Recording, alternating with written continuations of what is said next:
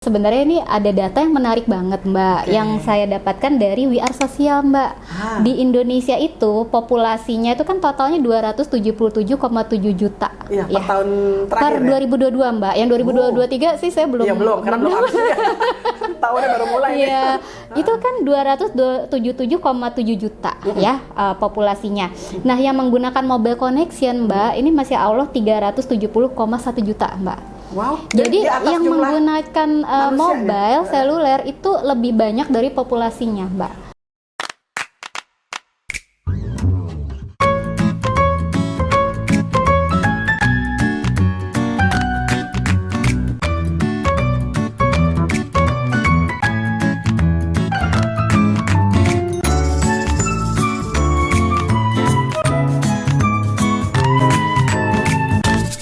Assalamualaikum warahmatullahi wabarakatuh. Hari ini kita ketemu lagi di sebuah, apa ya bilangnya ya, kanal bisa, panggung bisa, tapi intinya sebagaimana banyak masuk ke dalam komen di dalam aku punya kanal YouTube, Mbak Ica yang juga dosen, yang ngartis gitu ya.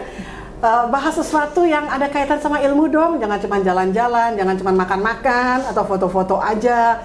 Nah, untuk itu hari ini untuk merespon permintaan daripada khalayak atau audiens, saya datangkan nih sahabat saya, namanya Bu Santi, Mbak Santi, Kak Santi, whatever. Uni Santi. Boleh. Mbak Santi Rimadias, dan Mbak Santi Rimadias ini adalah sesama pengampu di Indonesia Banking School. Beliau ini artinya ahli di bidang kemarketingan ya, pemasaran dan digital. Nah, hari ini kita akan membahas yang hari-hari beliau itu ngajar, tapi ada beda-bedanya. Karena hari ini juga nanti ada success story dari UMKM teman aku ya, dan kemudian kita akan bahas apa yang dilakukan. Bener nggak sih secara teori? Betul, betul. Nah, untuk itu kita persilakan Mbak Santi menjelaskan mau bawa apa sih acaranya. Oke, Assalamualaikum warahmatullahi wabarakatuh. Selamat siang. Duh, ini Mbak Ica makasih banyak ya. Ini perkenalan dulu, saya Santi. Perkenalan dari saya Santi Rimadias, dosen ST Indonesia Banking School. Ini muka kita mirip ya. Jadi waduh, ya Allah, jauh kali. Amin, alhamdulillah. Amin, diaminkan doa-doa yang baik. Kemarin Ciki, cuman lebih pinter. Jauh lah kalau Ciki lah jauh. Lebih pintar.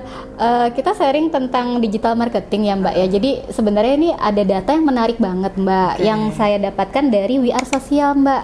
Di Indonesia itu populasinya itu kan totalnya 277,7 juta. Iya, per tahun terakhir. Per 2022, Mbak. Yang 2023 sih saya belum. Iya, belum, karena belum habis ya. Tahunnya baru mulai. Iya. Itu kan 277,7 juta ya populasinya.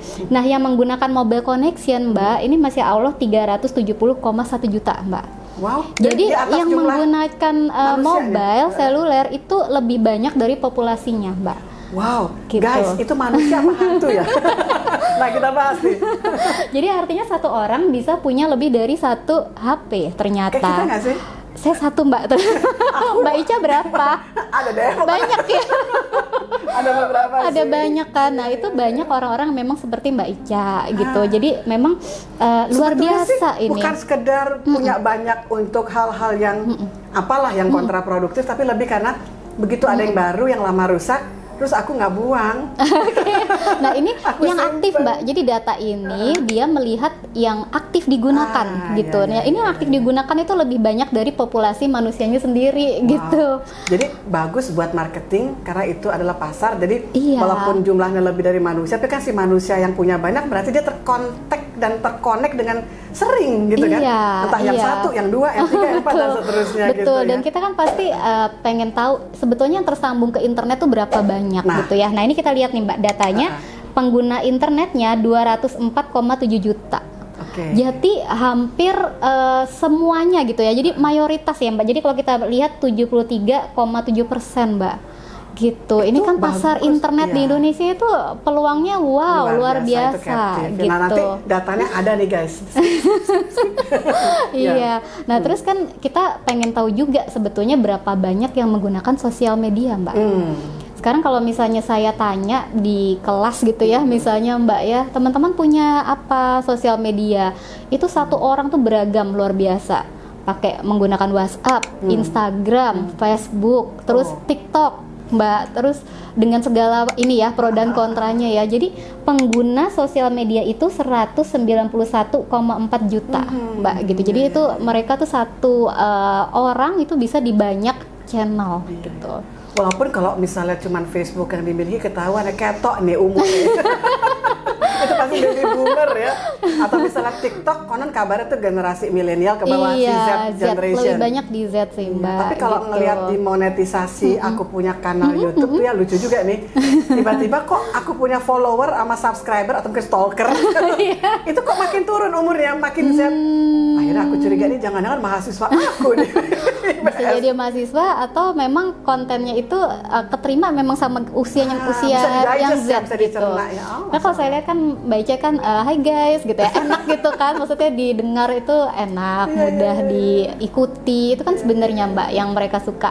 Makanya kenapa Gen Z itu lebih banyak di TikTok Mbak, karena dia fun gitu. Jadi kalau yang serius-serius susah Mbak tapi masuk. Itu juga pengaruh loh Mbak. Pada waktu penulisan skripsi capek deh ngebenerin bahasa Indonesia. Akhirnya aku tes lagi, bener nih orang Indonesia. Coba 10 awalan, 10 akhiran, 3 sisipan. Nggak ada yang apa. Sakit gigi Bu dosennya. Iya, tapi insya Allah ini sih Mbak, ya tetap diarahkan lah ya. Tapi emang pasarnya begitu, jadi emang pertama tugas dosen agak ada lebih-lebihnya, effortnya harus di atas rata-rata karena ngajarin juga bahasa Indonesia, apapun fakultasnya gitu ya, maupun majornya. Kedua ya harus sabar karena mereka terbiasa dengan kalimat-kalimat pendek untuk mengekspresikan. Yang generasi aku baby boomer tuh kita biasa dengan kalimat yang manis, panjang, tersambung. Ya, apalagi kalau teman-teman yang dari Sumatera tuh yang petatah petiti gitu, yang liuk-liuk, yang lihat kodok lompat jadi puisi, awan mendung jadi cerah lagi jadi prosa, gitu, atau syair lagi. Nah hari gini ternyata generasi mereka bikin syair bangun tidur ku tidur lagi. Gimana coba? Tapi itu pasar, apapun itu adalah yang kita akan bahas. Kita sharing aja sih nih teman-teman di rumah. Iya benar, ini kita sharing Mbak. Dan ternyata kalau dilihat dari datanya, pandemi itu mengakselerasi Mbak pasar digital. Jadi itu luar biasa, peningkatannya luar biasa Mbak. Jadi kalau misalkan kita lihat datanya di sini, growth-nya itu ya Mbak ya 52% Mbak e-commerce. Wow, itu karena cuma di rumah aja kan ya? Iya, di rumah aja. Jadi misalnya ada PPKM gitu ya Mbak ya, itu ternyata kan kita nggak boleh kontak dan sebagainya, menghindari gitu ya Mbak ya. Jadi seperti mau konsultasi dengan dokter apapun tuh online Mbak gitu. Makanya Halodoc juga sekarang katanya meningkat. Iya. Betul, Halodoc. Kemudian beli sayur ya Mbak ya, itu ternyata online sayur juga. Sayur box, ada Tani Hub, ada, aduh ini sebut merek gimana? Apa-apa, kita bantu mereka juga kan. Mereka yang syariah juga tuh kayak Tani Hub, sayur, itu banyak banget Mbak. Aplikasinya yang memang salah satu berkahnya, efek positifnya itu memang pasar digital menjadi lebih meningkat gitu. Akselerasinya luar biasa Mbak, meningkat tajam gitu. Jadi dengan banyaknya nggak kerugian gitu ya, ada sakit dan sebagainya, tapi ternyata ada sisi positif juga sebenarnya untuk pasar. Blessing in disguise katanya begitu. Bener. Nah di sini memang kalau kita lihat Mbak, sayang sekali Mbak kalau kita nggak menggunakan peluang digital ini betul. Mbak gitu. Nah tapi ngomong-ngomong siapa aja sih yang dipercaya sebagai pembawa pesan berita pemasaran itu? Iya, jadi dari kan, source ya Mbak ya, betul. Jadi mungkin saya bisa cerita Mbak ya, saya punya data Mbak Ica, datanya ini menarik Mbak ya. Jadi tingkat kepercayaan terhadap profesi-profesi tertentu ini. Dosen, nomor berapa dosen? Dosen itu nomor 3 terpercaya, alhamdulillah. Teman-teman, guys. Para dosen ternyata calon surga karena dipercaya. Tapi nomor 1, nomor 2 siapa? Coba tebak Mbak, nomor 1 siapa Mbak tebak aja nomor 1 siapa? Ya? Apa dong, dokter? Betul. Masih COVID kan. Yang kedua siapa? Nomor 1 dokter, nomor 2 di sini pemadam kebakaran ternyata Mbak. Itu ya profesi yang trustnya itu tinggi lah terhadap itu mereka. Indonesia tuh pemadam kebakaran. Ini kalau misalnya kita lihat ini di seluruh dunia Mbak, di Popol ya, di survei gitu. Karena gini, kalau di Amerika aku pernah tinggal di sana ya, pernah belajar, emang mereka tuh kayak pahlawan tuh para pemadam kebakaran karena sering terjadi. Tapi kalau di Indonesia kayaknya tukang listrik kali ya yang dibutuhkan karena sering mati lampu kan ya? Iya kan. Atau ini kan mungkin di seluruh dunia, tapi ini Mbak ada yang menarik dari data ini, ternyata profesi marketer itu Mbak kepercayaannya rendah Mbak, 3% Mbak. Oh.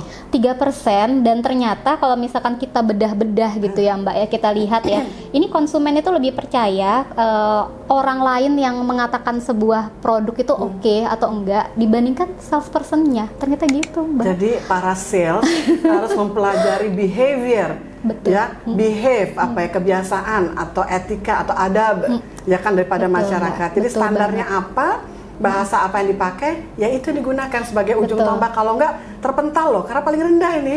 Iya, makanya tadi nyambung ke pertanyaan Baca tadi, sumber yang terpercaya itu ternyata nggak bisa dari salesperson atau marketernya, betul-betul mereka.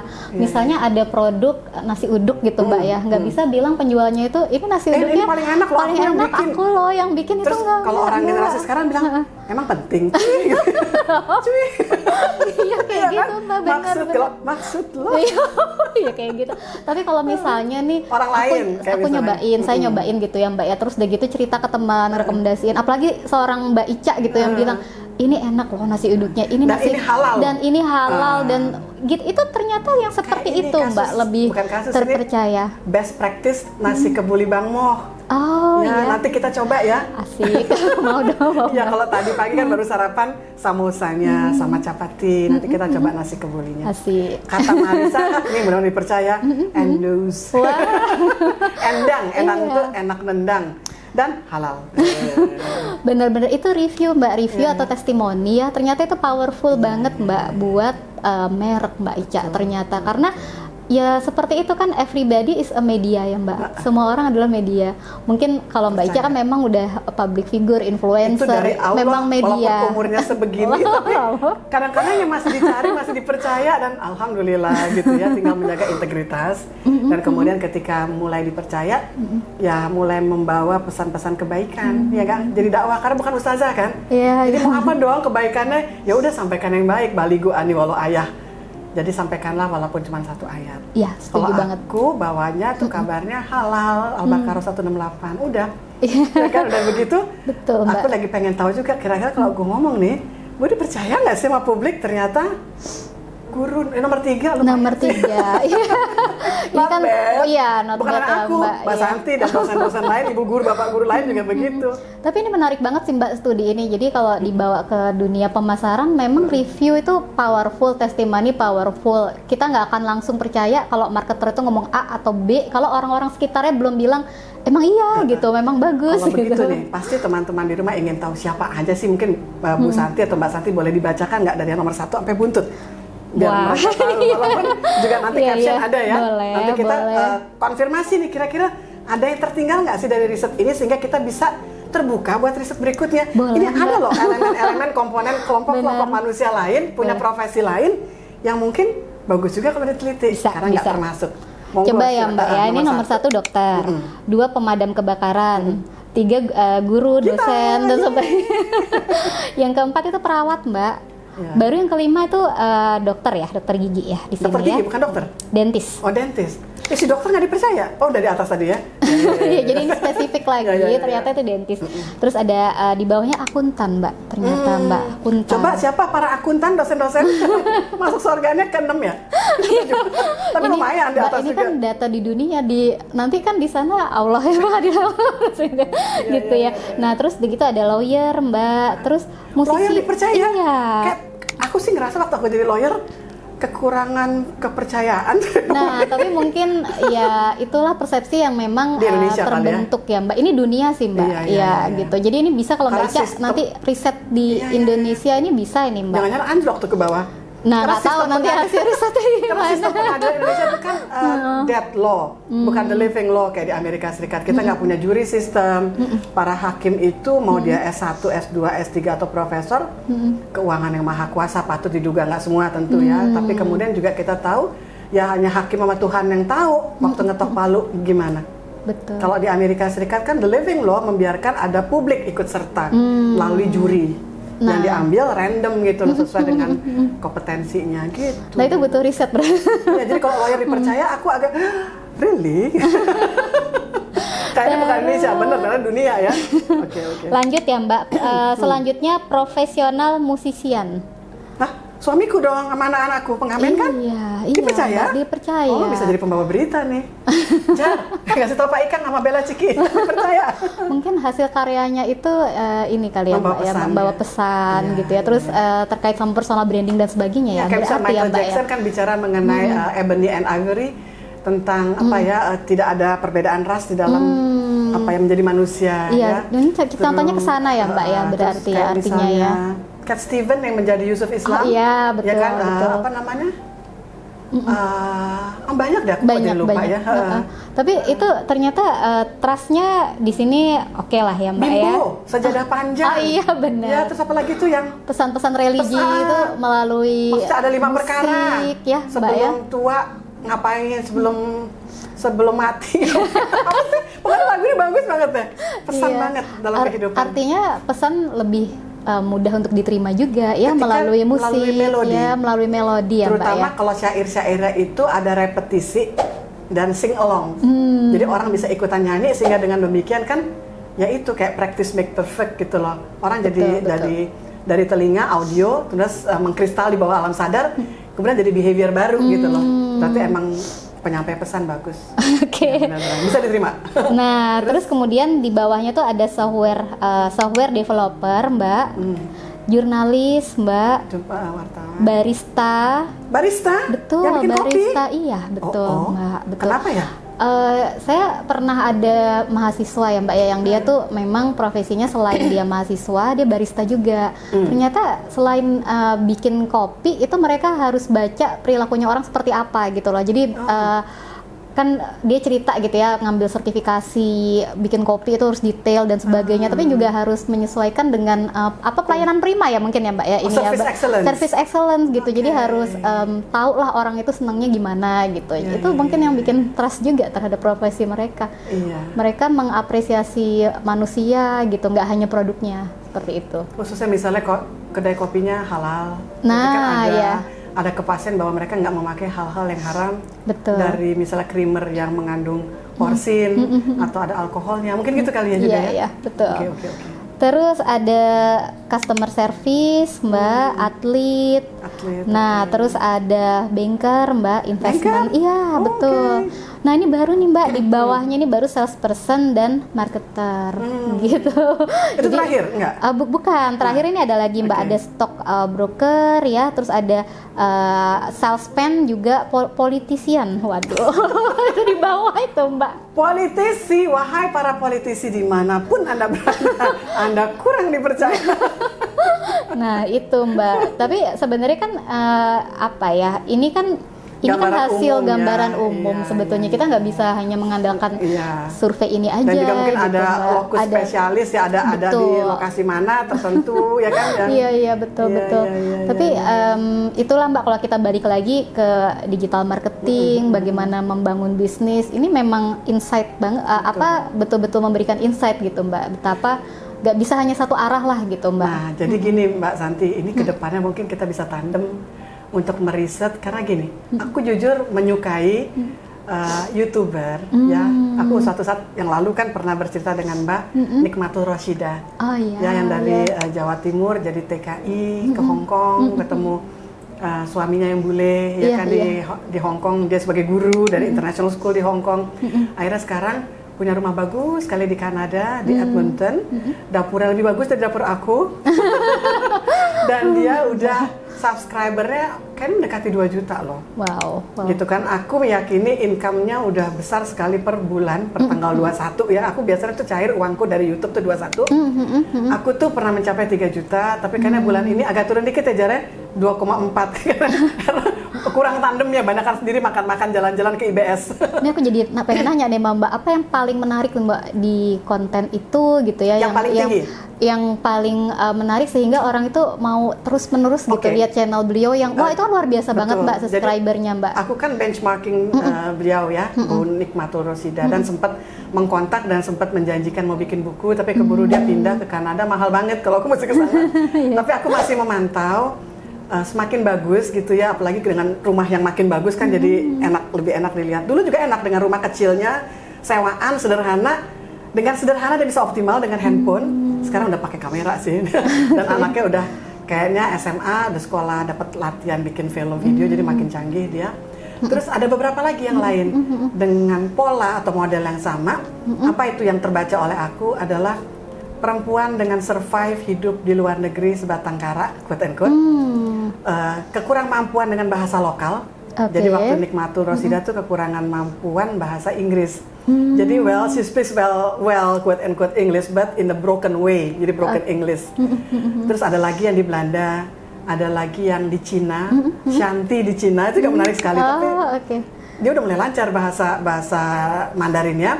Dia itu adalah chef di sebuah restoran sederhana, warung Padang, dan dia orang Padang. Gitu loh, belum pernah keluar negeri waktu itu, dan sekolahnya SMP atau SMA. Tapi dia sangat rajin bikin vlog. Gitu. Jadi sama seperti Ani, ibu rumah tangga, juga suami bule Australian. Itu juga sama gitu ya. Jadi mereka dan diaspora karena ekonomi di dalam negeri tidak terlalu cukup pendidikan formal, tapi fighting spiritnya luar biasa. Cuman punya kemampuan masak, cuman quote and quote. Tapi yang cuman itu menjadi kekuatan. Dan kemudian nilai tambah dari yang diberikan Allah pada mereka adalah added value. Suami-suami mereka orang asing, orang bule atau orang Cina atau orang Jepang gitu ya. Dan mereka berbahasa lokal setempat asing yang kita pengen tahu. Kan kita nih kepo lah istilahnya kan. Iya, betul. Apa sih kehidupan mereka pagi hari bangun tidur? Makan apa sih mereka? Sebagian ada yang bicara mengenai halal, sebagian lagi ada yang enggak. Tapi kalau Ibu Nikmati Rosidah tuh, aku kan pernah komunikasi juga, jadi aku bilang, Mbak, makin dimuncul-munculin itu halal-halalnya. Kan panjenengan atau sampean, kalau orang Jawa sampean gitu, pakai kerudung tuh sekarang, Mbok Yau gitu. Nah, si Mbok Yau itu dikerjakan sama beliau. Jadi aku seneng. Tapi berarti ini Mbak ya, kalau di itu pola, itu model atau pola. Tapi ada yang menarik, waktu itu saya baca Mbak hasil riset, ternyata personal branding di UMKM itu pengaruh terhadap produknya gitu. Misalnya seperti apa ya, yang dekat ya, Cikigo gitu ya Mbak ya. Itu ternyata Cikigo sebagai public figure, influencer, itu brand image-nya tuh ini meningkat karena memang personal brandingnya bagus gitu. Itu kan ini juga ya, maksudnya tapi satu hal yang ada memang personal yang punya produk. Nah, kalau para YouTuber ini karena mereka itu hanya ibu rumah tangga, ya mereka hanya menjual dirinya dengan konten di YouTube. Jadi aku aja nggak terlalu serius ngurusin YouTube aku. Kadang-kadang aja gitu tandem dengan teman-temanku yang artis, nggak terlalu sering juga ketemu ya belakangan. Mbak Enji, Angelina Sondah aja gitu ya. Terus sama Tere Pardede ya, Tere. Belum lagi yang lain, aku baru mau mengontak Rano Karno gitu, Yesi Gusman, Dewi Yul, teman-temanku ya. Tapi kan waktu kita kemarin ngejar JJA udah habis. Tapi ternyata disukai oleh khalayak gitu loh. Jadi misalnya sekarang kita berdua nih Mbak Santi. Kan aku walaupun tua, konon kabarnya aku manis, masih manis buat hari-hari suami. Artinya kan aku layak jual gitu ya. Nah, siapapun yang ada bersama aku menjadi katalisator yang meleverage. Bukan kabarnya, fakta loh. Aja. Jadi kita saling mengangkat gitu loh, Mbak Santi mengangkat aku atas permintaan khalayak aku untuk yang lebih cerdas lah isi daripada materi konten yang aku tawarkan. Mbak mungkin dapat di panggung rumah kanal aku gitu ya. Nanti kedepannya kita bisa ciptakan hal-hal lain dengan teman-teman lain, bisa bertiga nanti. Tapi kalau terlalu banyak itu, pengalaman aku malah riweh. Viewersnya, subscribernya itu jadi nggak nambah. Viewersnya rendah dan running hournya kan. Jadi yang dinilai oleh YouTube itu bukan berapa banyak dan makin banyak jumlah daripada subscribers, tapi berapa lama si subscribers maupun yang non subscribers menonton itu sampai habis. Makanya belakangan ada lagi yang masuk ke dalam komentar, Mbak ya jangan bikinnya cuma 15 menit atau 10 menit, bikinnya minimal setengah jam. Terus aku pikir, oh iya kan Zoom juga kan membatasi 40 menit. Itu batas fokus manusia. Jadi kayak mahasiswa, kayak meeting, dan 40 tuh ada kita udah garuk-garuk, ngupil-ngupil kan itu mahasiswa kita ya. Atau mungkin pura-pura ke kamar kecil nggak balik lagi. Itu 40 menit ke atas. Iya itu, iya sih memang problema. Aku berencana yang sama kita ini karena ada materi yang agak serius dan berat, aku mencoba 30 menitan, cuman mungkin kalau buat ditayangkan juga di Instagram kita mesti penggal 2 karena kan maksimal Instagram 15 menit. Iya, betul, Mbak. 14.99 lah. Ini ada data-data yang menarik juga loh, Mbak. Jadi tadi kan kita ngomongin sosial media ya, Mbak dan ya. Personal branding. Nah, sosial media itu ternyata ada data yang menunjukkan apa sih yang favorit gitu ya Mbak ya. Nah di sini kalau misalkan kita lihat yang favorit itu WhatsApp Mbak, WA. WA karena emang hari-hari ya. Iya. Terus ada Instagram Mbak. FB itu juga. Oh Mbak. Berarti itu buat generasi aku tuh, baby boomer. FB Mbak, TikTok Mbak, ya, TikTok. Twitter Mbak, gitu. Twitter iya, walaupun Twitter tuh banyak dipakai para politisi ya, jadi yang lebih hype, yang heboh, yang agak-agak gimana ya? Ya masing-masing kan punya karakteristik sendiri ya Mbak ya, seperti itu. Kalau Instagram sih aku suka banget ya. Apalagi sekarang videonya itu 15 menitan gitu ya. Bisa lebih banyak pesan yang mau di ini kan ya Mbak ya, disampaikan. Tapi ya Mbak. FB kan sekarang ada FB Live. Itu juga katanya bisa bikin duit loh. Iya, jadi kalau saya lihat FB. tuh sekarang ya ini Mbak saling terkoneksi gitu. Jadi misalnya saya buat sesuatu Mbak di Reels di Instagram. Nah, ini kan saling terkoneksi bisa muncul juga di Facebook Mbak Ica atau misalnya kita mau post foto. TikTok aku kan gara-gara Mbak Santi sama Mas Iswan. Jadi punya akun TikTok. Aku lihat TikTok tuh naik ke Instagram atau FB. Oh iya. Tapi belum jadi duit sih. Pas Parta udah ya? Saya tanyain ya Mbak, beliau sepertinya aktif loh Mas Parta.